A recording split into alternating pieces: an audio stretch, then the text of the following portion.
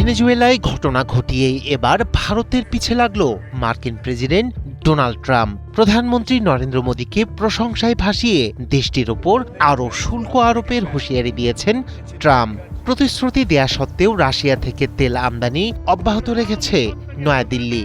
বিষয়টি নিয়ে ট্রাম্প যে ক্ষুব্ধ তাও স্পষ্ট করে জানিয়েছেন তিনি। প্রধানমন্ত্রী নরেন্দ্র মোদীও তার ক্ষোভের কারণ জানতেন বলে দাবি করেছেন মার্কিন প্রেসিডেন্ট।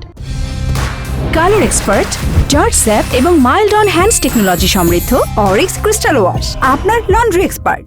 এদিকে মার্কিন শুল্কের ধাক্কা সামলাতে হিমশিম খাচ্ছে ভারত। শুল্ক কার্যকর হওয়ার পরে আমেরিকায় রপ্তানি উল্লেখযোগ্যভাবে হ্রাস পেয়েছে ভারতীয় পণ্য। গেল 4 মাসে এই পতনের হার প্রায় 40% পৌঁছেছে বলে জানিয়েছে ব্রিটিশ সংবাদ মাধ্যম বিবিসি। একের পর এক চাপ আর নানা নিষেধাজ্ঞার বেড়াজালের পর সম্প্রতি ভেনেজুয়েলায় এক সামরিক অভিযানের মাধ্যমে দেশটির প্রেসিডেন্ট নিকোলাস মাদুরোকে তুলে নিয়ে যায় আমেরিকা। এই নিয়ে যখন অস্থির বিশ্ব রাজনীতি, তখন নতুন করে ভারতকে কোণঠাসা করতে মরিয়া মার্কিন প্রেসিডেন্ট ডোনাল্ড ট্রাম্প।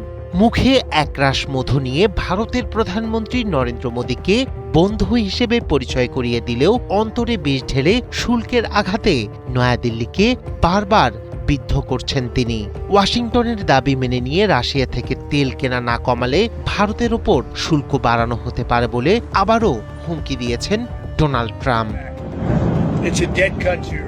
আসলে প্রধানমন্ত্রী মোদী একজন খুব ভালো মানুষ।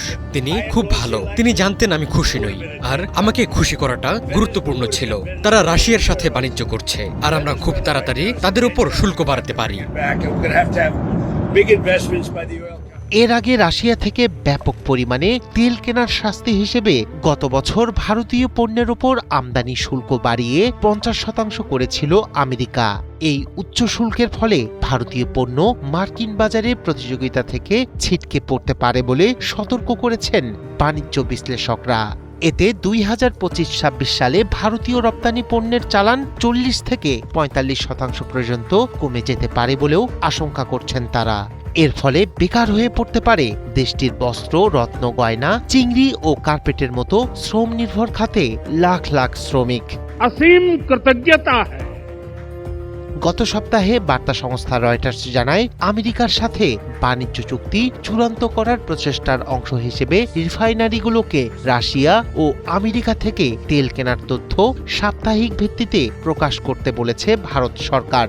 নয়াদিল্লি আশা করছে এর ফলে রাশিয়া থেকে অপরিশোধিত তেল আমদানি দৈনিক 10 লাখ ব্যারেলের নিচে নেমে আসতে পারে। রায়হান কবির শুভ্র, 71।